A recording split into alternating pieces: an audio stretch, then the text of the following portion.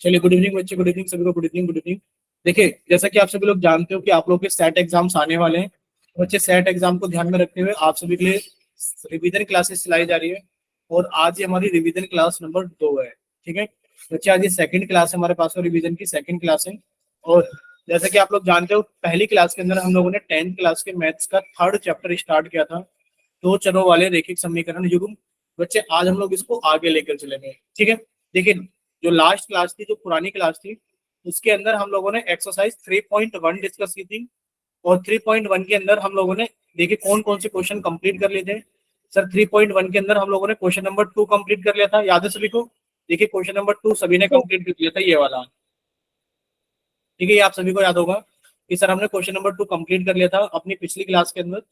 Sir, question number 2 के बाद में हम लोगों ने क्वेश्चन नंबर 3 भी कंप्लीट कर लिया था। क्वेश्चन नंबर 4 हमने कंप्लीट कर लिया था। बोलिए, क्लियर सभी को? Yes sir.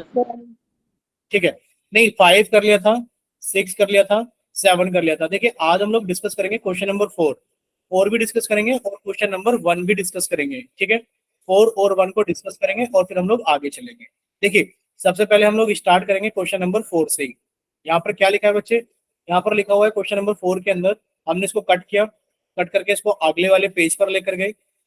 ठीक है, और यहाँ पर इसमें लिखा हुआ है हमारे पास में साफ साफ बच्चे, क्या लिखा हुआ है कि सबसे पहले आपको ये जानना है, सबसे पहले क्या जानना है कि निम्न रैखिक निम्न रैखिक समीकरणों के युग्म में से कौन से युग्म संगत असंगत है। यानी कि हमें संगत पहचानना है और असंगत पहचानना है। यदि संगत है तो ग्राफ विधि से हल कीजिए। ठीक है, यानी कि हमें संगत असंगत पहचानना है, और अगर संगत है तो हमें उसको ग्राफ विधि से क्या करना है बच्चे? हल करना है। बोले क्लियर सभी को? देखिए, लास्ट क्लास कि सर अगर हमारे पास में A1 अपॉन A2, सबसे पहले हम लोग समझेंगे सर हमारे पास में अगर दो चरों वाले रैखिक समीकरण युग्म है तो सर उसकी जनरल फॉर्म क्या होती है? Sir A1x plus B1y plus C1 equal to 0। और हमारे पास में लिखा है A2x plus B2y plus C2 equals to 0। ठीक है, प्लस C2 इजिकल्स टू 0। बच्चे, यहाँ पर आप लोग देखोगे कि सबसे पहले हम लोग ये देखेंगे कि सर क्या A1 upon A2 is not equals to B1 upon B2 है। बच्चे, इस केस के अंदर हम लोगों ने याद किया था रेखाएं कैसी होंगी? रेखाएं प्रतिच्छेदी होंगी। बोलिए, इतना क्लियर? सर, रेखाएं कैसी होंगी? रेखाएं प्रतिच्छेदी होंगी। ठीक है, चलिए, जब रेखाएं प्रतिच्छेदी होती हैं बच्चे, आप लोगों ने एक चीज और पढ़ी थी, बताइए, जब रेखाएं प्रतिच्छेदी होती हैं तो हमारे पास में कौन सी कंडीशन बनकर आती है? बोलिए जल्दी से भाई। रेखाएं प्रतिच्छेदी है तो आप कहोगे सर क्या होगा इसका? सिर्फ केवल एक हल होगा, केवल एक हल होगा। बोलिए, इतना क्लियर सभी को? Yes sir.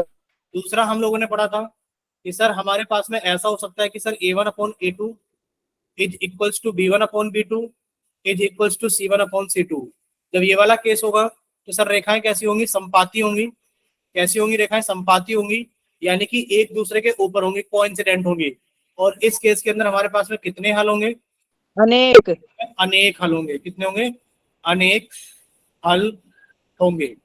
ठीक, चलिए, फिर हम लोगों ने थर्ड केस पढ़ा था बच्चे। कौन सा केस पढ़ा था? Third case. Sir, third case हम लोगों ने पढ़ा था कि A1 upon A2 is equals to B1 upon B2 और is not equals to C1 upon C2। बच्चे, बताइए इसमें कौन सा केस बनता है? सर, यहाँ पर रेखाएं प्रतिच्छेदी थी, हाँ, यहाँ पर संपाती थी। यहाँ पर रेखाएं कैसी होती है? समांतर होती हैं, समांतर, यानी कि एक दूसरे के पैरेलल होती हैं। और बच्चे, इस केस में कितने हल होते हैं? इस केस में होता है कोई भी हल नहीं, कोई भी हल नहीं। बताइए, यहां तक क्लियर सभी को? बोलिए बच्चे, इतना क्लियर? ठीक है, अब इतना तो हम लोगों ने पढ़ लिया था लास्ट क्लास के अंदर। बच्चे, लास्ट क्लास के अंदर हम लोगों ने एक चीज और पढ़ी थी, याद है किसी को? संगत और असंगत। देखिए, हमें ये और बताना था कि बच्चे कौन संगत है और कौन असंगत है। ठीक है, तो ये क्वेश्चन नंबर 3 हम लोगों ने किया था। अब देखिए, संगत असंगत हम लोग कैसे पहचानते हैं? सर, संगत असंगत ऐसे पहचानते हैं सर, जिनमें हल है, चाहे वो एक हल है और चाहे वो अनेक हल है, तो इसको हम लोग क्या बोलते हैं? इसको हम लोग बोलते हैं संगत। क्या बोलते हैं बच्चे? संगत। और जिसमें कोई हल नहीं है बच्चे, इसको क्या बोलते हैं हम लोग? असंगत। बोले क्लियर? इसको क्या बोलते हैं हम लोग? असंगत। बोलिए बच्चे, इतना क्लियर सभी को? Yes sir. ठीक है, अब हमारे पास में क्वेश्चन यही है कि बच्चे आपको बस ये चेक करना है, क्या चेक करना है कि जो जो नीचे हमारे पास में रैखिक समीकरणों के युग्म दिए गए हैं, इनमें से कौन सा युग्म संगत है और कौन सा असंगत है। यदि संगत है तो ग्राफीय विधि से हल कीजिए। ठीक है, तो बच्चे पहला क्वेश्चन हम लोगों के सामने ये रहा कि सर हमसे पूछा जा रहा है x प्लस वाई बराबर 5, और बच्चे लिखा हुआ है हमारे पास में 2x प्लस 2y बराबर 10।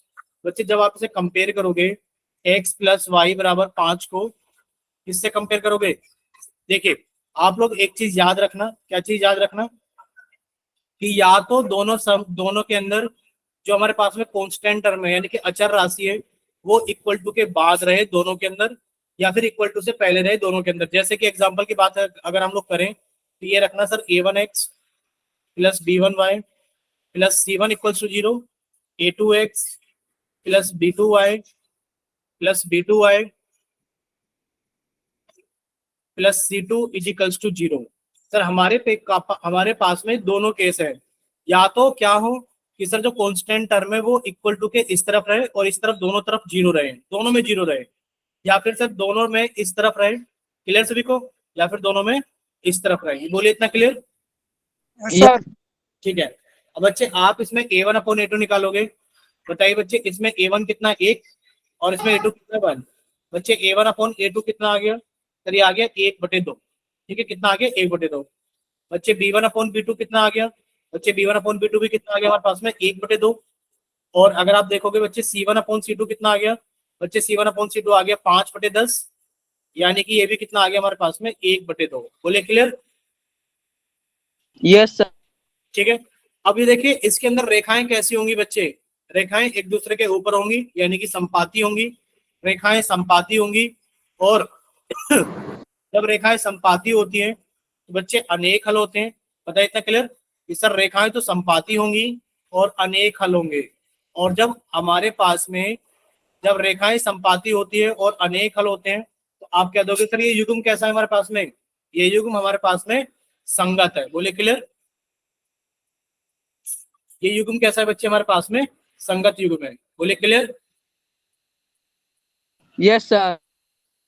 ठीक है, अगर ये ठीक है तो अब आप हमें ये भी बताना साथ के साथ में कि बच्चे अब आपको ग्राफ से सोल्व करना है। यदि संगत है तो ग्राफीय विधि से हल कीजिए।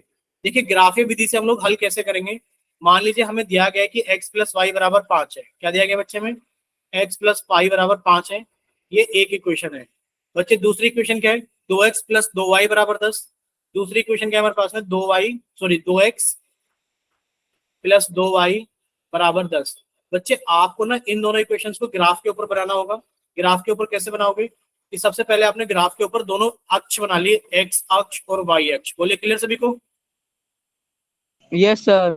ठीक है बच्चे, जब आपने इसको एक्स अक्ष और वाई अक्ष दोनों ग्राफ के ऊपर बना लिए, बच्चे आपने कहा सर ये जो बीच वाला पॉइंट है क्या हमारे पास में मूल बिंदु यानी कि ओरिजिन है 0,0। सर इसके बाद में यहाँ पर कितना आएगा हमारे पास में, सर ये आएगा 1,0। फिर ये कितना आएगा हमारे पास में 2,0, ये कितना आएगा हमारे पास में 3,0, और इस तरीके से आएगा। बच्चे ये वाला पॉइंट कौन सा होगा हमारे पास में, माइनस के 1,0। ये वाला पॉइंट कितना हो गया, माइनस के 2,0, और ये वाला पॉइंट कितना हो गया हमारे पास में, माइनस के 3,0। ठीक, अगर हम लोग वाई एक्सिस पे पॉइंट लेंगे बच्चे कितना हो गया 0,1, ये कितना हो गया हमारे पास में 0,2, इस तरीके से कितना हो गया हमारे पास में 0,3।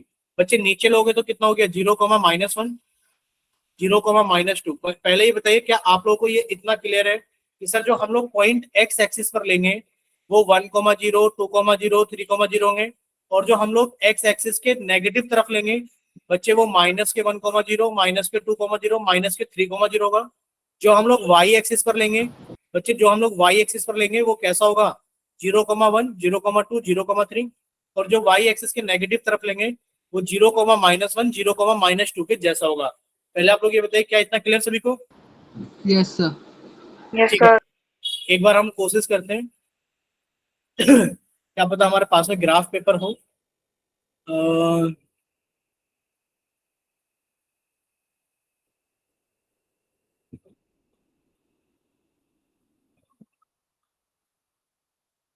देखते हैं इस ग्राफ पेपर पर अगर हमारी कुछ हेल्प मिल जाती है तो हम लोग इस पर अपने ग्राफ पर बनाने की कोशिश करेंगे। ठीक है, अगर हेल्प मिल जाती है ग्राफ पेपर में बनाने की कोशिश करेंगे हम लोग। ठीक है, सभी को ग्राफ दिख रहा है ना सभी को? सर सर ज्यादा डल हो रहा है ग्राफ पेपर, लाइंस भी सही से नहीं दिख रही। सही नहीं दिख रहा है? चलिए एक काम करते हैं, तो इसको अभी रहने देते हैं, कोई बात नहीं, हम लोग वैसे ही समझ लेते हैं अपने नॉर्मल वाले ग्राफ पर ही। देखिए आपको ये बनाना है x प्लस वाई बराबर 5। x प्लस वाई बराबर 5 बनाने के लिए आपको कुछ नहीं करना बच्चे। आपने कहा सर मैंने एक बॉक्स बनाना है, बॉक्स के ऊपर मुझे इक्वेशन का नाम लिखना है। बच्चे बॉक्स के ऊपर इक्वेशन का नाम क्या लिखना है? हमें x प्लस वाई बराबर 5 लिख देना है। क्या लिख देना है बॉक्स के ऊपर? कि सर x प्लस वाई बराबर 5। ये जो बॉक्स है ये x प्लस वाई बराबर 5 के लिए है। आपने अगर x को 0 लिया, यहाँ पर आपने x लिख दिया या y। बच्चे अगर आपने x को 0 लिया, y कितना आ गया 5। और अगर आपने y को 0 लिया तो x कितना आ गया 5। बोले इतना क्लियर? देखिए x प्लस वाई बराबर 5 है। बच्चे अगर आपने x को 0 ले लिया, बच्चे बताइए y की वैल्यू कितनी आ गई 5। और अगर आपने y को 0 ले लिया, समझते रहना कि सर अगर आपने y को 0 ले लिया तो x की वैल्यू कितनी आ गई 5। बोले क्लियर सभी को? Yes sir. बच्चे एक पॉइंट हमारे पास में कौन सा आ गया? सर एक पॉइंट आ गया हमारे पास में 0,5 और दूसरा पॉइंट कितना आ गया हमारे पास में 5,0। ठीक है, यानी कि सर हम x वाला पॉइंट पहले लिखेंगे ये रहा, और उसके बाद में y वाला उसी के साथ। ठीक है बच्चे, अब हमें इतना पता लग गया है कि सर जो हमारा ग्राफ है वो एक इक्वेशन बनाने के लिए, ध्यान से देखना कि सर ये एक्स एक्स और वाई एक्स हमने बना लिया, इसके ऊपर हमें स्केलिंग थोड़ा पास पास में करनी पड़ेगी ताकि हम लोग क्या कर सके बच्चे, ताकि हम लोग 0,5 और 5,0 को बना सके। बच्चे कितना आएगा हमारे पास में 1,0, ये कितना आएगा हमारे पास में 2,0, ये कितना आएगा हमारे पास में 3,0, ये कितना आएगा हमारे पास में 4,0 और ये कितना आएगा हमारे पास में 5,0। बच्चे पॉइंट कितना आएगा 0,1, 0,1। ये वाला पॉइंट कितना आएगा हमारे पास में 0,2। ये वाला पॉइंट कितना आ गया 0,3। ये वाला पॉइंट कितना आ गया 0,4। और ये वाला पॉइंट मान लेते हैं हम लास्ट में कितना आ गया 0,5। बच्चे जो हमारी रेखा है, जो हमारी लाइन है, वो कहाँ कहाँ से पास हो रही है? सर वो पास हो रही है 0,5 और 5,0 से। बोलिए इतना क्लियर सभी को? Yes sir. ठीक है, अगर इतना क्लियर है बच्चे, सबसे पहले हम लोगों ने एक लाइन बना ली, यानी कि हमारे पास में कौन सी लाइन बन गई है सर? ये वाली लाइन।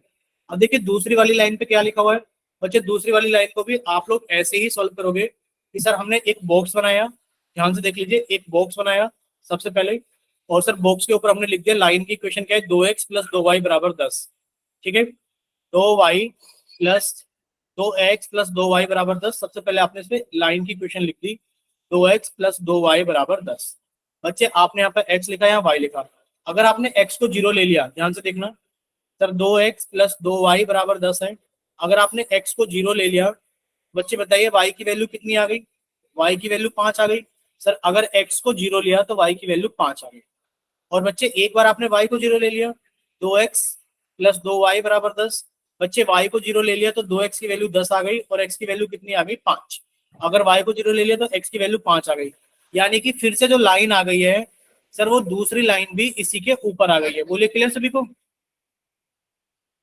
बोलिए बच्चे, जो दूसरी लाइन है वो भी इसी लाइन के ऊपर। जब ये दोनों लाइन एक दूसरे के ऊपर है बच्चे, अब यहाँ पर क्या है हमारे पास में बहुत सारे पॉइंट इसका सॉल्यूशन होंगे। बहुत सारे पॉइंट क्या होंगे, इनका सॉल्यूशन होगा। बस आप लोग ये चेक कर लेना। आपसे पूछा गया है, क्या पूछा गया है बच्चे? आपसे पूछा गया है कि अगर हमारे पास में रेखा युग्म संगत है तो बच्चे, संगत है तो ग्राफीय विधि द्वारा हल ज्ञात कीजिए। बच्चे हल मिल गया आपको, यानी कि आपने इनका ग्राफ बना दिया और ये जितने भी पॉइंट पर एक दूसरे को इंटरसेक्ट कर रहे हैं सारे ही पॉइंट इनका सॉल्यूशन होगा। बोले क्लियर? जैसे कि एक पॉइंट आप देखिए, अगर x प्लस वाई बराबर 5 था, अगर बच्चे x की वैल्यू 3 ले ली जाए, y की वैल्यू 2, तो ये दोनों, ये वाला पॉइंट भी इनका सॉल्यूशन है। x की वैल्यू 4 ले ली जाए, y की वैल्यू 1, तो ये भी इनका सॉल्यूशन है। ठीक है, बाकी आप लोग यहाँ से देख लेना कि अब आप लोगों को जो सॉल्व करना है, मान लेते हैं हम लोग कौन सा क्वेश्चन सॉल्व कर लेते हैं। ठीक है, अब देखिए हम लोग ये वाला क्वेश्चन सॉल्व कर लेते हैं, वर्ड प्रॉब्लम वाला। यहाँ से हमें काफी सारी चीजें समझ में आएंगी। जैसे देखिए यहाँ पर लास्ट क्लास में हम लोगों ने थोड़ा सा डिस्कस भी किया था। देखिए यहाँ पे लिखा हुआ है पहला क्वेश्चन कि 5 पेंसिल, ये वाला क्वेश्चन समझा रहे हैं हम आपको पहले, क्वेश्चन नंबर 2 ये वाला, कि सर 5 पेंसिल तथा 7 कलमों का कुल मूल्य 50 रुपए है। यानी कि 5 पेंसिल और 7 पेन कितने के आते हैं? 50 रुपए के। आपने लिख लिया। सर 5 तो पेंसिल खरीदने जाओ, और 7 पेन खरीदने जाओ तो आपको कितने रुपए खर्च करने पड़ते हैं? 50 रुपए। जबकि 7 पेंसिल, यानी कि अगर आपने 7 पेंसिल खरीदी होती और आपने 5 पेन खरीदे होते तो आपको कितना खर्च करना होता है? सर आपको 46 रुपए खर्च करना होता है। आपसे पूछे जा रहे हैं एक पेंसिल का मूल्य तथा एक कलम का मूल्य ज्ञात कीजिए। ज्ञात कैसे करना है? ग्राफ्य विधि द्वारा हल ज्ञात कीजिए। ठीक है बच्चे, अब आपको क्या पता है? क्या एक पेन का कीमत पता है और एक पेंसिल की कीमत आपको पता है? नहीं पता। तो आपने मान लिया बच्चे एक पेंसिल कितने की आती है? एक पेंसिल अगर 3 रुपए की आती है, ध्यान से सुनना, अगर एक पेंसिल 3 रुपए की आती है तो बताइए 5 पेंसिल कितने की होगी? 15। 15। यानी कि सर एक पेंसिल 3 रुपए की और आपने 5 खरीदी तो 15 रुपए की हो गई। अच्छा बताइए जरा 8 पेंसिल कितने की हो जाएंगी? सर एक पेंसिल 3 के और 8 पेंसिल कितने की हो जाएगी? 8 के 24 रुपए की। क्लियर सभी को? बोले क्लियर? तो अब आपने यही चीज इसके अंदर लगाई है। सर 24। हाँ, अब आपने यही चीज इसके अंदर लगाई है कि आपने मान लिया, अपनी तरफ से माना, एक पेंसिल की कीमत कितनी है बच्चे? एक पेंसिल x रुपए की है। आपने मान लिया कि बच्चे एक जो पेंसिल है वो कितने रुपए की है? x रुपए की है। और एक पेन कितने रुपए का है बच्चे? एक पेन हमारे पास में y रुपीस का है। बोलिए इतना क्लियर सभी को? Yes sir. अकॉर्डिंग बच्चे, जब आप अकॉर्डिंग टू क्वेश्चन देखोगे, आपने 5 पेंसिल खरीदी, बच्चे कितने रुपए में खरीदी होगी? 5x में। और आपने 7 पेन खरीदे तो कितने में खरीदे होंगे? 7y। बच्चे एक पेन y रुपए का है तो 7 पेन कितने हो गए? 7 इंटू वाई। तो आपको कितने रुपए खर्च करने पड़े? 50 रुपए। लेकिन पर अगर आपने 7 पेंसिल खरीदी होती, यानी कि आपने 7x रुपए तो पेंसिल में दिए होते, 5 पेन खरीदे होते यानी कि 5y, तो आपके कितने रुपए खर्च होते हैं? आपके 46 रुपए खर्च होते हैं। बोले क्लियर? Yes sir. अब बच्चे आपको इसको सॉल्व करना है। सॉल्व करने के लिए अब आप लोग जानते हैं बच्चे, आप इसको कैसे देखेंगे कि सर आपने देखा a1/a2 कितना आ गया? बच्चे a1/a2 कितना आ गया? सर a1/a2 आ गया 5/7। और बच्चे b1/b2 कितना आ गया है? बच्चे b1/b2 आ गए 7/5। तो आप क्या कहोगे इस केस में? सर a1/a2 हमें पता है, b1/b2 हमें पता है, और दिख रहा है कि sir a1/a2 is not equals to b1/b2। Clear सभी को? a1/a2 is not equals to b1/b2। Therefore आप क्या कहोगे? सर रेखाएं कैसी होंगी? प्रतिच्छेदी होंगी। रेखाएं कैसी होंगी? प्रतिच्छेदी होंगी। और जब रेखाएं प्रतिच्छेदी होती हैं तो सर केवल एक हल होता है। और जब सब केवल एक हल होता है तो हम कह देंगे कि रेखाएं कैसी होती हैं? संगत होती हैं। और बच्चे अगर ये संगत है, बच्चे माइक बंद प्लीज, बच्चे माइक बंद। हाँ आप लोग माइक ओपन क्यों कर लेते हो ये बताइए जरा। ठीक है, आप लोग माइक प्लीज बंद रखा करें। अब देखिए आप लोगों को इसका ग्राफ बनाना है। किसका ग्राफ बनाना है? सर 5x प्लस 7y बराबर 50 और 7x प्लस 5y बराबर 46। आपको इसका ग्राफ बनाना है। बच्चे ग्राफ बनाने के लिए आपको सिर्फ दो ही चीजें याद रखनी है कि सर एक तो हमें कोऑर्डिनेट एक्सिस बना लेना है, और कोऑर्डिनेट एक्सिस बनाने के बाद में सर हम सबसे पहले क्या करेंगे? एक बॉक्स बनाएंगे। क्या करेंगे बच्चे? सबसे पहले हम लोग एक बॉक्स बनाएंगे और बॉक्स के ऊपर लाइन की इक्वेशन लिखेंगे। ठीक है, सबसे पहले क्या करेंगे? हम लोग एक बॉक्स बनाएंगे। ये बनाया बॉक्स।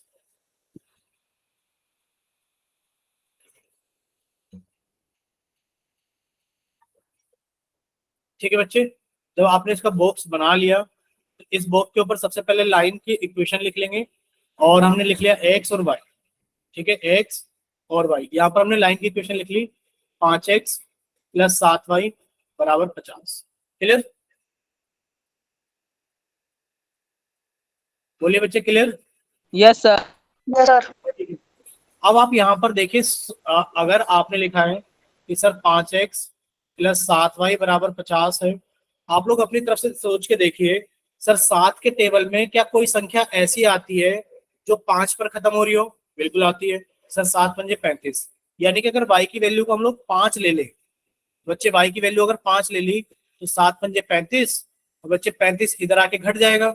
और जब 35 इधर आके घटेगा तो बच्चे हमारे पास में कितना आ जाएगा? 5x बराबर 15। बच्चे x की वैल्यू कितनी आ जाएगी? 3। बोले इतना क्लियर सभी को कि सर अगर हमने y की 5 ले ली तो x की वैल्यू कितनी आ गई? 3। ठीक, चलिए और बताइए, और क्या ले सकते हैं हम लोग? बोलिए बच्चे, और क्या ले सकते हैं हम लोग?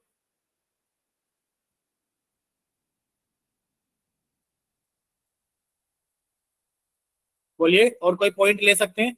अब आप कहोगे सर अगर y की वैल्यू हम लोगों ने 10 ले ली, अगर आपने y की वैल्यू 10 ले ली तो ध्यान से देखना क्या होगा कि सर y की वैल्यू अगर हम लोगों ने 10 ले ली, ले लीजिए 10, तो सर ये कितना हो जाएगा, 7 धाम 70। बच्चे 7 इंटू 10 कितना हो जाएगा, 70। अब 70 को इधर लेकर आओगे तो कितना हो जाएगा, 50 माइनस 70, यानी कि माइनस के 20 बचेगा। यानी कि सर 5x बराबर माइनस के 20, तो x की वैल्यू कितनी आ गई, माइनस के 4। बोलिए इतना क्लियर सभी को, x की वैल्यू कितनी आ गई, माइनस के 4। तो बच्चे आपने एक लाइन तो ऐसे बना ली है, ठीक है, एक लाइन तो आपने ऐसे बना ली है कि सर ये रही जो लाइन है वो 3,5, ध्यान रखना सर, जो लाइन है वो 3,5 और माइनस के 4,10 से पास होगी, ठीक है। बोलिए क्लियर, बोलिए बच्चे क्लियर। Yes sir. अभी Yes, माइनस sir. के 4 बच्चे 3,5, यानी कि सर यहाँ पर तो 3 हमें चाहिए, 1,0, यहाँ पर आएगा बच्चे 2,0, यहाँ पर आएगा बच्चे 3,0, हमें चाहिए 3,5। बच्चे इधर कितना आएगा हमारे पास में, मान लेते हैं इधर हमने मान लिया इसको, ये रहा 1 2 3 4 5 6 7 8 9 10। बच्चे 3,5 कहाँ पर आएगा, ये आ गया 1 2 3 4 5, बच्चे 3,5 यहाँ आएगा, यानी कि 1 पॉइंट तो यहाँ से पास हो रहा है। माइनस के 4,10 हम लोग मान लेते हैं कि सर यहाँ पर होगा माइनस के 4,10, तो एक लाइन तो हम लोगों की ऐसी बनेगी। क्लियर सभी को, जब आप इसको ग्राफ पेपर पे बनाओगे तो एक लाइन तो हम लोगों की ऐसी बनेगी, ठीक है। ये याद रखना आप लोग कि सर हम इन दोनों पॉइंटों को जोड़ देंगे सीधे से। Clear, Yes. एक तो आप लोग कैमरा बंद करके नहीं बैठ रहे हो, माइक बंद करके नहीं बैठते। अब बताओ अमन को क्या जरूरत है कि अपना कैमरा ऑन करके बैठेंगे, ठीक है। और फिर भी कोई बात नहीं, अभी हमने कैमरे बंद कर दी। देखिए एक तो आपकी लाइन ऐसे बनेगी, दूसरी लाइन आप लोग 7x प्लस 5y बराबर 46 से बना लेना। आप x की कोई एक वैल्यू ले लेना, ठीक है, आप लोग x की कोई एक वैल्यू ले लेना, 0 ले लेना, तो बच्चे y की वैल्यू कितनी आ जाएगी, 46/5। अगर आपने x को 0 ले लिया तो y की वैल्यू कितनी आ गई, 46/5। और अगर आपने y को 0 ले लिया तो बच्चे x की वैल्यू कितनी आ गई, 40/7। तो आप इस तरीके से अप्रोक्स पॉइंट लेकर के ग्राफ बना लेना, और जहां पर भी ये दोनों लाइन एक दूसरे को कट करेंगी, जैसे कि आप लोग समझ ही सकते हो सर 40/5 कहाँ के कुछ करीब भी है, मान ले सकते हैं. क्या चीज, बोलिए। ये बच्चे 9 पॉइंट समथिंग है, और ये बच्चे हमारे पास में कितना है सर, ये 7 पॉइंट समथिंग है, यानी कि 7,0 हमारे पास में यहाँ कहीं आएगा इधर इस तरफ, और बच्चे 0,9 हमारे पास में यहाँ कहीं आएगा इस तरफ, ठीक है। तो इन दोनों को जब आप लोग जोड़ोगे तो बच्चे आपको ये लाइन कहीं इस तरीके से इंटरसेक्ट करती हुई दिखाई देगी, ठीक है। और जहां पर भी दोनों लाइन एक दूसरे को प्रतिच्छेद करेंगी, जहां पर भी दोनों लाइन एक दूसरे को प्रतिच्छेद करेंगी, वहीं पर क्या होगा, आपका सॉल्यूशन यानी कि आपका आंसर होगा। बोलिए clear, Yes, sir. Yes sir. ठीक है। तो बच्चे ग्राफ विधि में यही है, बाकी ग्राफ विधि हम लोग अगली क्लास में थोड़ा सा और समझेंगे। हाँ बच्चे बोलिए, बोलिए बोलिए बोलिए। सर x समान कुछ भी ले सकते हैं. एक्स का मान कुछ भी ले सकते हो आप लोग, बस हम तो ये कहेंगे कि आप एक बार एक्स को 0 ले लेना तो वाई आ जाएगा, और जब आप वाई को 0 लोगे तो आपको एक्स का मान मिल जाएगा, ठीक है। अगर इनसे काम चल जाए तो इनसे काम चला लेना, वरना तो कुछ आप लोग कुछ भी ले सकते हो, एक वैल्यू अपनी तरफ से मान लो तो इक्वेशन में दूसरी अपने आप निकल जाएगी ना।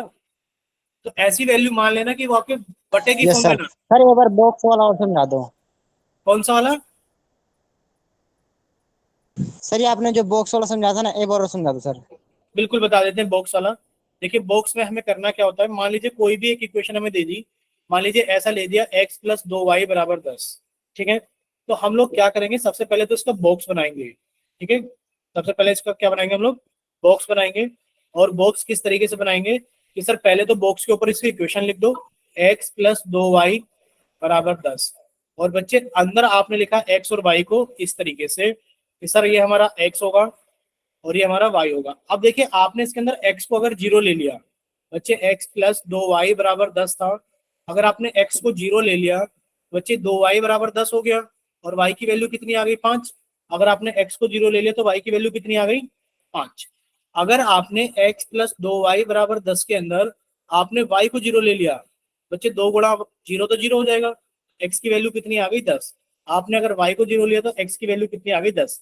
अब आपके पास में 2 पॉइंट आ गई, एक तो आ गया 0,5, कितना आ गया 0,5, और दूसरा पॉइंट कितना आ गया हमारे पास में 10,g। बोले क्लियर? Yes, sir. ठीक। Yes sir. और अब आप इसके आंसर क्या बना लोगे, ग्राफ।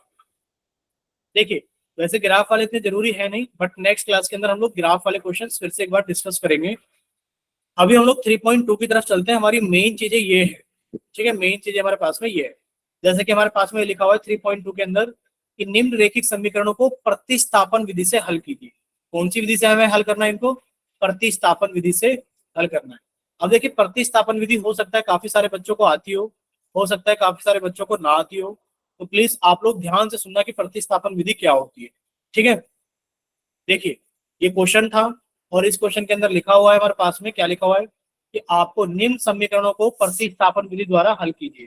किसके द्वारा हल करना है बच्चे? प्रतिस्थापन विधि द्वारा हल करना है।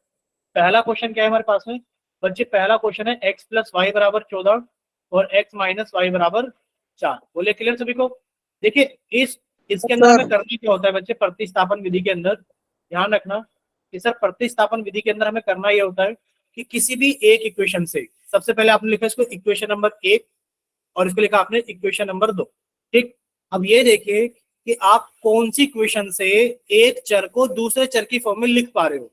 अगर आप दूसरी इक्वेशन को देखें तो बच्चे आप लिख सकते हो ना, यहाँ से देखिए x माइनस वाई बराबर 4 है।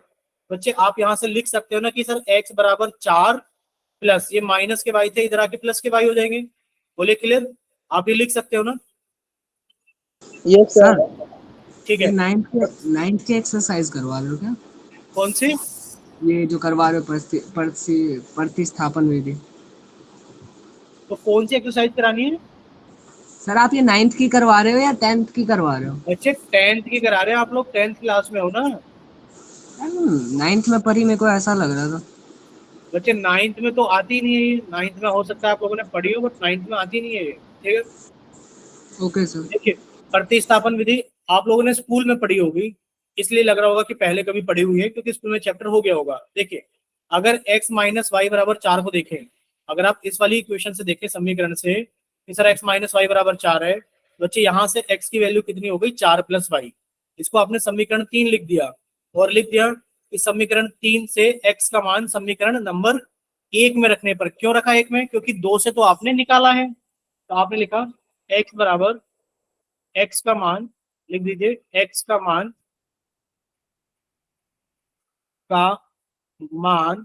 समीकरण 1 में रखने पर। बच्चे आपने x का मान समीकरण 1 में रखा। समीकरण 1 क्या थी हमारे पास में? सर समीकरण 1 थी x प्लस वाई बराबर 14। बच्चे x की जगह आपने कितना रख दिया? x की जगह आपने लिख दिया 4 प्लस वाई। कितना लिख दिया? 4 प्लस वाई, ये x की जगह रख दिया, प्लस वाई बराबर 14। बच्चे जब आप इसे सॉल्व करोगे तो ये कितना आ गया? 4 प्लस वाई बराबर 14। अब देखिए y के अंदर y को जोड़ेंगे तो कितना हो गया? सर ये 2y हो गया। और बच्चे आप लोग समझ ही सकते हो कि अब हमें चर का मान निकालना है।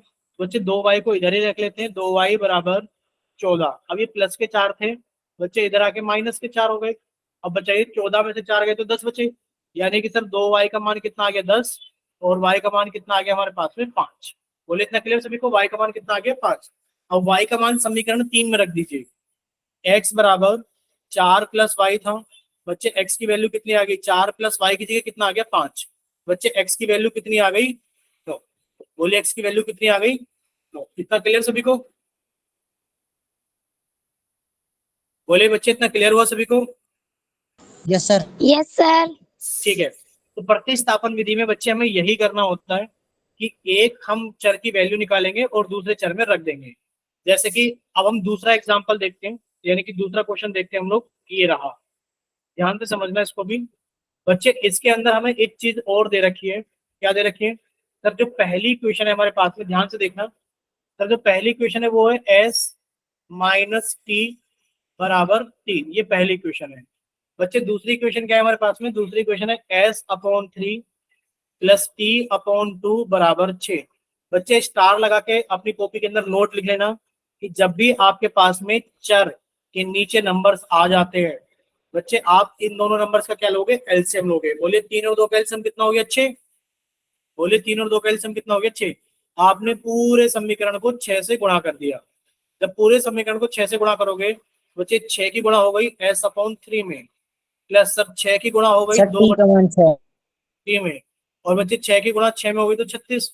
अब बच्चे 3 से काटा 6 को तो कितना आ गया? 2, यानी कि 2s प्लस बच्चे 6 को काटा 2 से तो कितना आ गया? 3, यानी कि 3t बराबर 36। बोलिए बच्चे इतना क्लियर सभी को कि दूसरी इक्वेशन कैसे बनाई है हम लोगों ने? बोलिए इतना क्लियर सभी को? Yes sir. Yes sir. ठीक है, अगर इतना क्लियर है बच्चे, अब आप लोगों को एक काम करना होगा। क्या काम करना होगा? कि सर हमें एक समीकरण से एक चर का मान निकालना है। बच्चे पहले समीकरण से, अगर पहले समीकरण से निकालोगे तो आसान रहेगा। बच्चे पहले समीकरण में लिखा है s-t बराबर 3।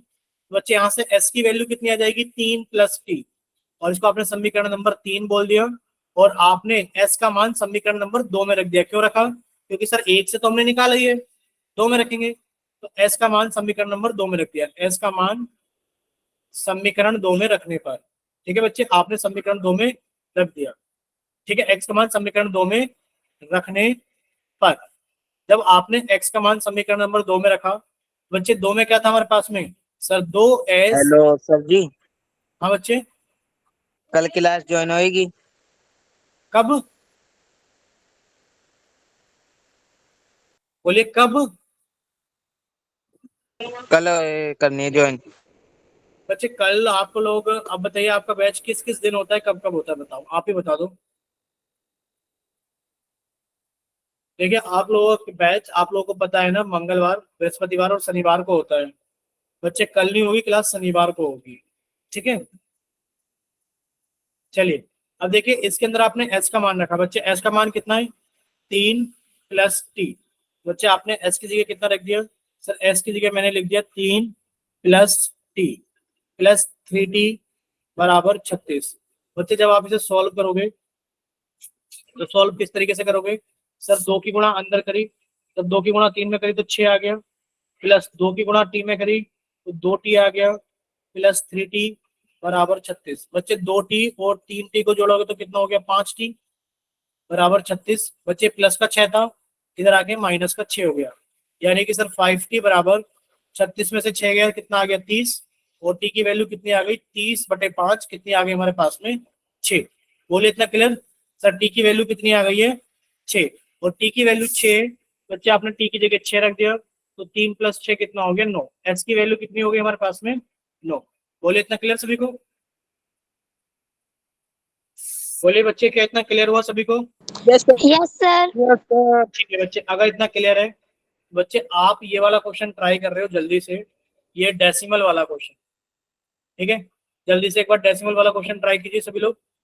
देखिए डेसिमल वाले क्वेश्चन में आप लोगों को बस एक चीज याद रखनी है कि सर देखिए 0.2x प्लस 0.3y बराबर 1.3। आप देख पा रहे हो सर डेसिमल के बाद में एक संख्या, सर डेसिमल के बाद में एक संख्या, डेसिमल के बाद में एक संख्या। अगर डेसिमल के बाद में एक संख्या है तो आपने पूरी इक्वेशन को कितने से गुणा कर देना है? 10 से।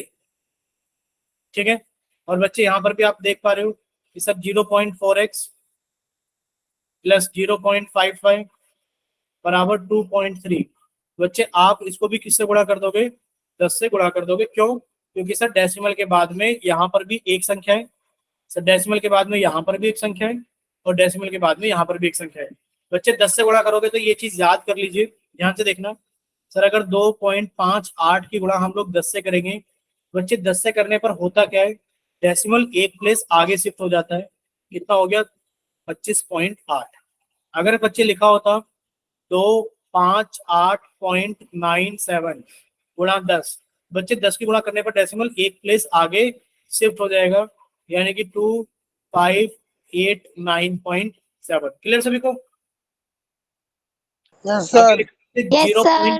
अगर लिखा है 0.2 इंटू 10 बच्चे डेसिमल एक प्लेस आगे शिफ्ट हो जाएगा और ये कितना हो जाएगा 2 पॉइंट। बच्चे आगे कुछ भी नहीं है तो आगे 0 लिख सकते हो और आप 2.0 को 2 भी लिख सकते हो। ठीक, चलिए अब आपको जो समझाना था हमने समझा दिया है। आप जल्दी से ट्राई कीजिए एक बार, अगर नहीं हो पाता है तो हम आपको सारी चीजें समझाएंगे। ट्राई कर लीजिए एक बार जल्दी से। कर रहे हो ना आप लोग ट्राई?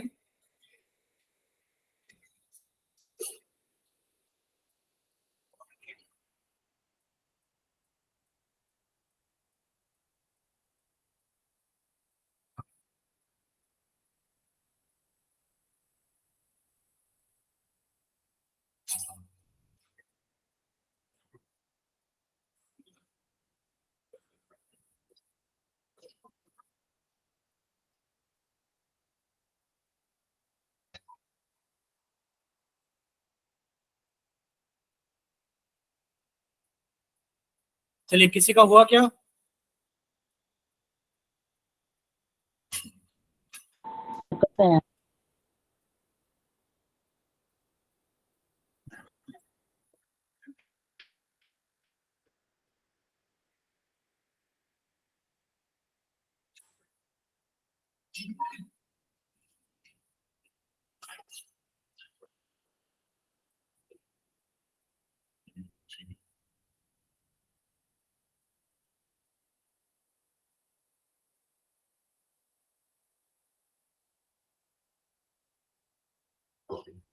बोलिए, किसी का हुआ क्या बच्चे?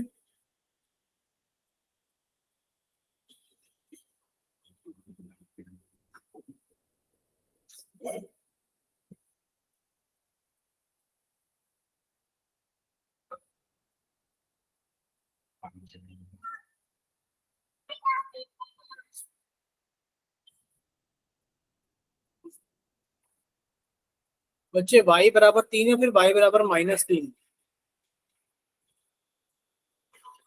सर -3। ठीक है, चलिए एक बच्चे ने सोल्व करके आंसर दिया है, बाकी बच्चे भी सोल्व कीजिए एक बार।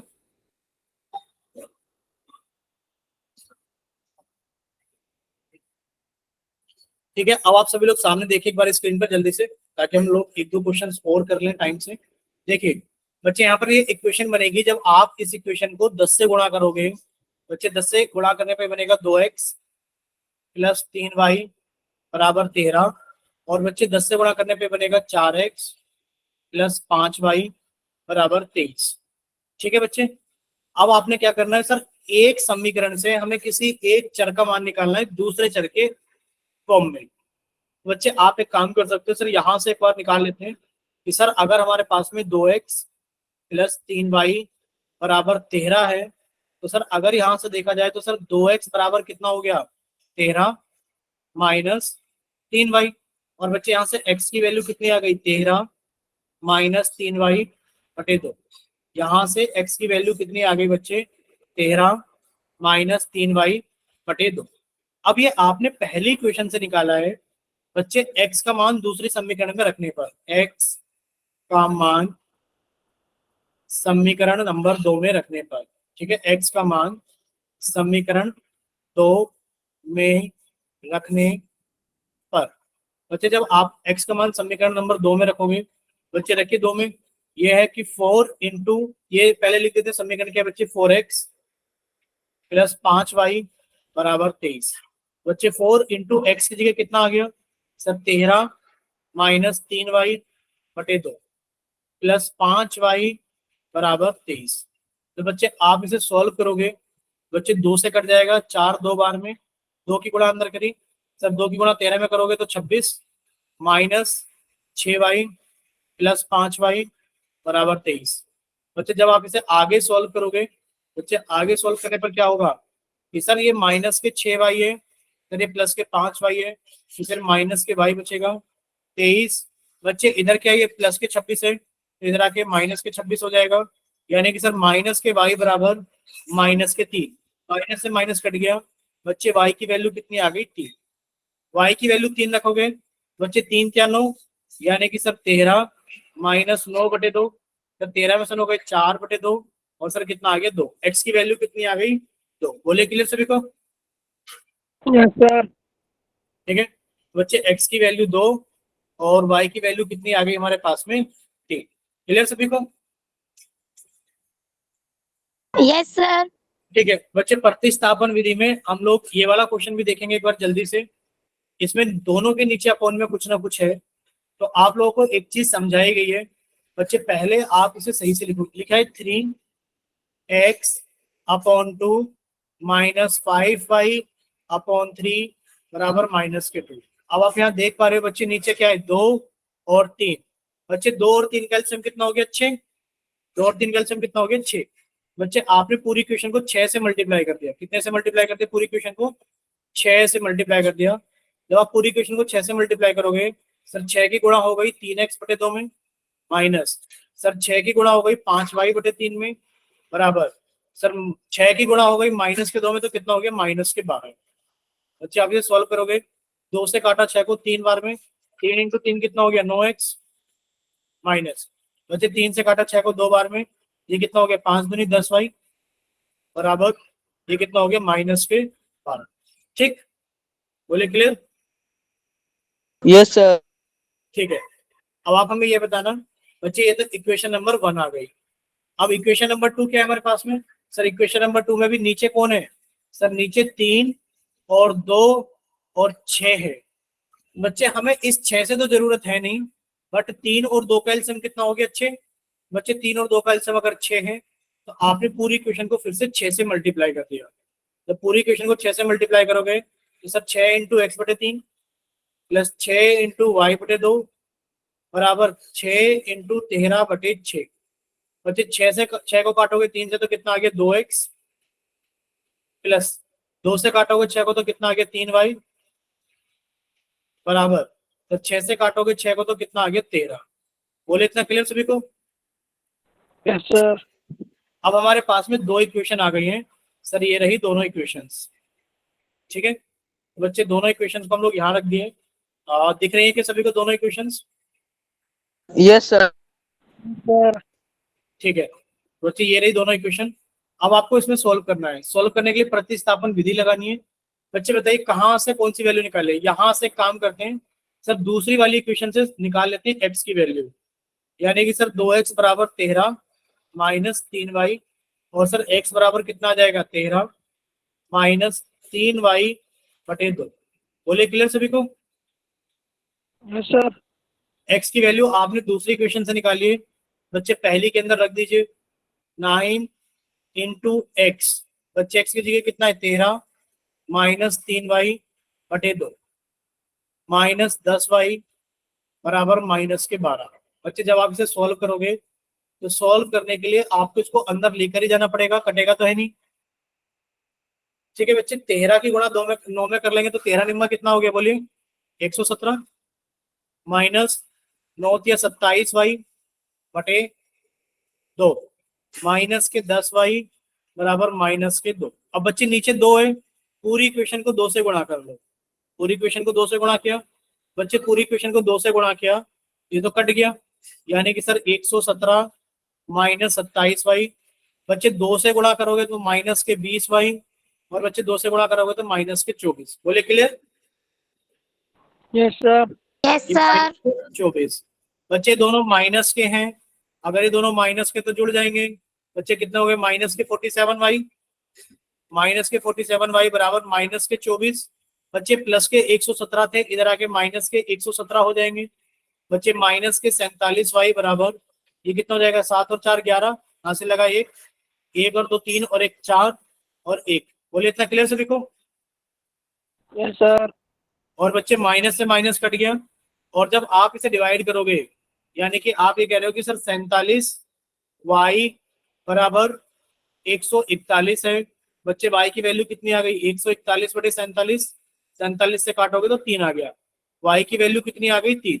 बच्चे y की वैल्यू 3 रखोगे, बच्चे 3 × 3 9, यानी कि सर 13 9 कितना हो गया सर x बराबर 13 माइनस 9/2। सर 13 में से 9 हो गया, कितना बचेगा 4/2, और ये वैल्यू कितनी आ गई x की। बोले क्लियर? Yes sir. ठीक है यस सर। तो बच्चे इसमें भी x की वैल्यू 2 और y की वैल्यू कितनी आ गई है 3 आ गई। यहाँ तक किसी बच्चे को कोई डाउट है बताइए? No sir. नहीं है? चलिए नेक्स्ट देखिए बच्चे, नेक्स्ट हमारे पास में क्या बच जाता है सर नेक्स्ट हमारे पास में बच जाते हैं रूट वाला क्वेश्चन समझा देते हैं। कौन सा समझा देते हैं? रूट वाला क्वेश्चन समझा देते हैं। बच्चे रूट वाला क्वेश्चन आप लोग देख पा रहे हो ना ढंग से? देखिए जब इसे सॉल्व करोगे आप, सर लिखा है √2x, एक्स बाहर है, प्लस √3y बराबर 0, ये समीकरण नंबर 1 है। सर यहाँ पे लिखा है √3x माइनस √8y बराबर 0, ये समीकरण नंबर 2 है। बच्चे कैसे सॉल्व करेंगे कि सर किसी एक इक्वेशन से एक चर का मान निकालेंगे दूसरे की फॉर्म में। एक काम कर लेते हैं सर, इस इक्वेशन को इस्तेमाल कर लेते हैं। √3x बराबर ये कितना आ जाएगा हमारे पास में √8y, बोले क्लियर, इधर माइनस के तो इधर आके प्लस हो जाएगा। और बच्चे हमारे पास में x की वैल्यू कितनी हो गई सर √8y अपॉन √3, बोले क्लियर सर। ठीक है। अब ये समीकरण नंबर 3 है और आपने इसको किससे निकाला था? 2 से निकाला था। बच्चे आप मान रखेंगे समीकरण नंबर 1 में x का मान समीकरण नंबर 1 में रखने पर, क्लियर। जब आप 1 में रखोगे, रखिए बच्चे 1 में, ये कितना हो जाएगा हमारे पास में √2x प्लस √3y बराबर 0 था। बच्चे आपने x की जगह कितना रख दिया सर √2, x की जगह कितना रख दिया sir √8 upon √3y plus √3y बराबर 0। बच्चे सॉल्व करोगे तो कितना हो जाएगा? बोलिए सॉल्व करोगे तो कितना आ जाएगा सर? √2 की गुणा √8 में करेंगे तो सर √16 बनेगा, यानी कि सर ये 4 बन जाएगा। 4 बटा √3y प्लस √3y बराबर 0। क्लियर सभी को? Yes sir. Yes, sir. ठीक है। अब देखिए आप लोग ऐसा कर सकते हो, कैसा कर सकते हो सर, y यहाँ पर भी है, y यहाँ पर भी, y को कॉमन निकाल लो। सर ये बचेगा 4 बटा √3 प्लस √3 बराबर 0। बच्चे y गुणा समथिंग बराबर 0 है, तो जाहिर सी बात है सर ये वैल्यू तो 0 नहीं हो सकती। y की वैल्यू कितनी हो गई होगी? 0। यानी कि आप ये चीज समझना सर, अगर लिखा है y गुणा समथिंग, यानी कि y गुणा 4 बराबर 0, तो बच्चे y की गुणा 4 में करके कितना आएगा सर? y की गुणा 4 में करके तो 4y आएगा। लेकिन पर आप कह रहे हो कि 0 आ रहा है, तो 0 क्यों आ रहा है? क्योंकि सर y का मान 0 रहा होगा। बोलिए क्लियर सभी को? भाई किसी भी नंबर की गुणा, भाई 0 कब आता है? 0 तब आता है जब किसी नंबर की गुणा आप 0 में करोगे तभी 0 आएगा, वरना 0 नहीं आएगा। यानी कि y की वैल्यू कितनी आ गई? 0। अब यहाँ से y की वैल्यू 0 आ गई, बच्चे y की वैल्यू 0 रख दो। अगर आपने y की वैल्यू 0 रख दी तो x की वैल्यू भी कितनी होगी हमारे पास में? 0। बोलिए clear? Yes sir. Yes, sir. ठीक है। तो बच्चे इस केस में याद रखना, आप लोग क्या याद रखना है कि सर अगर हमारे पास में x की वैल्यू 0 आई है, समझना इस चीज को, और सर x की वैल्यू 0 रख करके अगर y की वैल्यू 0 आई है तो ये एक अलग केस है। और देखिए ये वाला एक अलग केस है, इस वाले को सॉल्व करना जरा, तीसरे क्वेश्चन को, ये एक अलग केस बनेगा। बोले सभी को क्वेश्चन दिखाई दे रहा है ना? Yes, sir. देखिए लिखा है 3x yes sir. Minus y बराबर 3, और लिखा है बच्चे 9x माइनस 3y बराबर 9। ये समीकरण नंबर 1 है और ये समीकरण नंबर 2 है। आप यहाँ से एक काम करेंगे, आपने क्या करा सर, एक काम करते हैं यहाँ से x की वैल्यू निकालते हैं, यानी कि 9x माइनस के 3y बराबर 9। तो बच्चे 9x की वैल्यू कितनी आ गई? 9 प्लस 3y। और बच्चे x की वैल्यू कितनी आ गई? 9 प्लस 3y बटे 9। क्यों? क्योंकि सर ये माइनस के 3y थे, इधर आके प्लस के 3y हो गए। सर ये 9 गुणा में थे, इधर आके डिवाइड करेगा। सर x की वैल्यू हमारे पास में आ गई। अब आपने x की वैल्यू समीकरण नंबर 1 में पुट कर दी। समीकरण नंबर 1 क्या था सर? 1 था हमारे पास में 3 गुणा x। बच्चे x की जगह आपने कितना लिख दिया? 9 प्लस 3y बटे 9। ठीक है बच्चे, चलिए माइनस के y बराबर 3। जब आप इसे सॉल्व करोगे सर 3 से इसको कट कर देंगे 3 बार में। बोले क्लियर? सर ये कितना आ गया? 9 प्लस 3y बटा 3 माइनस y बराबर 3। जब आप इसे सॉल्व करोगे, सॉल्व कीजिए बच्चे, सॉल्व करने पर हमारे पास में कितना आ गया? ये आगे सर हमारे पास में 9 बटा 3 प्लस 3y बटा 3 माइनस y बराबर 3। बच्चे सॉल्व करोगे तो ये कितना आ गया? 9 बटा 3 का मतलब 3 होता है। प्लस, सब 3 से 3 कट गया, y बच्चे माइनस y बराबर 3, ये कट गया, यानी कि 3 बराबर 3 आ गया। अब देखिए 3 बराबर 3 आने का क्या मतलब है, ये तो बात सच है कि 3 3 के बराबर होता है। अगर ये बात सच है कि 3 3 के बराबर होता है तो बच्चे आप ये कहोगे देयरफॉर, क्या आप y की वैल्यू निकाल पाए? नहीं, आप कहोगे देयरफॉर इट इज पॉसिबल। एक सेकेंड रुकना बच्चे, लाइट चली गई है, ठीक है। तो आप इसके अंदर लिखेंगे बच्चे it is possible only when, ठीक है। तो इट इज पॉसिबल, ये आप लोग समझ सकते हो कि सर 3 3 के बराबर होता है। पहले ही बताइए, यहां तक इतना क्लियर सभी को? Yes, Yes, sir. sir. Yes, ठीक है, Yes, sir. ठीक है, यहां तक अगर सारी चीजें क्लियर हैं तो आपको सिर्फ इसके बाद में एक लाइन लिखनी है। क्या लाइन लिखनी है आप सभी को कि सर अगर 3 3 के बराबर है तो ये बात 100% ट्रू है और ये सभी चीजों के लिए ट्रू होगा, यानी कि यहाँ पर x की और y की वैल्यू एग्जिस्ट नहीं करेंगी। कितनी वैल्यूज होंगी? इनफाइनाइट वैल्यूज होंगी, ठीक है। तो इस चीज को आप लोग कैसे लिखेंगे, आपको लिखने के लिए एक तरीका बता दे रहे हैं। आप लोग सामने स्क्रीन पे देखिए, स्क्रीन दिख रही है ना सभी को? देखिए जब आप सॉल्व करोगे तो सॉल्व करते वक्त कभी कभार आपके पास में ऐसा होगा, कैसा होगा? देखिए ये सभी को दिख रहा है ना कि सर सॉल्व करते वक्त कभी कभार हमारे पास में ऐसा होगा। बोलिए, दिख रहा है ना सभी को? 18 बराबर 18, Yes, sir. ठीक है। बच्चे जब हमारे पास में 18 बराबर 18 आ गया है, बच्चे यहाँ पर क्या लिखा है कि यह कथन y के सभी मानों के लिए सत्य है। ये कथन y के सभी मानों के लिए सत्य है। y का कोई भी मान हल के रूप में प्राप्त नहीं होता है, इसलिए x का कोई निश्चित मान हम नहीं पाते हैं। यह स्थिति इसलिए पैदा हुई है कि दोनों दिए गए समीकरण एक ही है, अतः समीकरण 1 और 2 के अपरिमित रूप से अनेक हल हैं। तो दी गई देखो, इतना आप लोग लिख लेना कि यह कथन, इतना लिख देना, कितना लिख देना कि सर यह कथन y के सभी मानों के लिए सत्य है। यह कथन y के सभी मानों के लिए सत्य है। देयरफॉर आप क्या करोगे? देयरफॉर बताइए, ये y के सभी मानों के लिए सत्य है। इसके बाद बच्चे y का कोई भी मान हल के रूप में प्राप्त नहीं होगा, ठीक है। बस इतना लिख देना आप लोग। बोलिए clear? Yes, sir. Yes, sir. Yes, sir. ठीक है। देखिए कभी कभार आप लोगों के पास में ऐसी प्रॉब्लम भी आएंगी जिसके अंदर लिखा आ रहा है कि आप लोगों को दिख रहा है माइनस के 4 बराबर 0, दिख रहा है लिखा हो माइनस के 4 बराबर 0? Yes, sir. Yes, sir. क्या माइनस के 4 0 के बराबर हो सकता है कभी? No, sir. नहीं हो सकता। तो बच्चे इस केस के अंदर जब ये माइनस के 4 0 के बराबर नहीं हो सकता, बच्चे आपको क्या लिखना होगा? आपको लिखना होगा कि यह एक असत्य कथन है। यह क्या है? एक असत्य कथन है, अतः दिए गए समीकरण का कोई भी सारफल नहीं है, इसलिए दोनों पटरियां या फिर दोनों मतलब इनका कोई सार हल नहीं है। बस इतना लिख के छोड़ देना है आपको, ठीक है। बोलिए clear? Yes, sir. Yes, sir. बच्चे नेक्स्ट क्लास के अंदर हम लोग स्टार्ट करेंगे एक प्रतिस्थापन विधि, तो आप लोगों ने पढ़ ली है। प्रतिस्थापन विधि के बाद में हम लोग नेक्स्ट क्लास के अंदर स्टार्ट करेंगे एक नई विधि जिसका नाम आपके पास में होगा कौन सा? विलोपन विधि, ठीक है। कौन सा? विलोपन विधि। सभी ने नाम सुना होगा? विलोपन विधि। हाँ बच्चे, एक Yes, sir. प्रतिस्थापन विधि और एक विलोपन विधि। तो नेक्स्ट क्लास के अंदर हम लोग विलोपन विधि पढ़ेंगे और उसके नेक्स्ट क्लास के अंदर हम लोग वर्ड प्रॉब्लम्स को कंप्लीट करेंगे, ठीक है। चलिए ये क्लास बच्चे हम लोग यहीं तक रखते हैं, बाकी सारी चीजें डिस्कस करेंगे हम लोग नेक्स्ट क्लास के अंदर।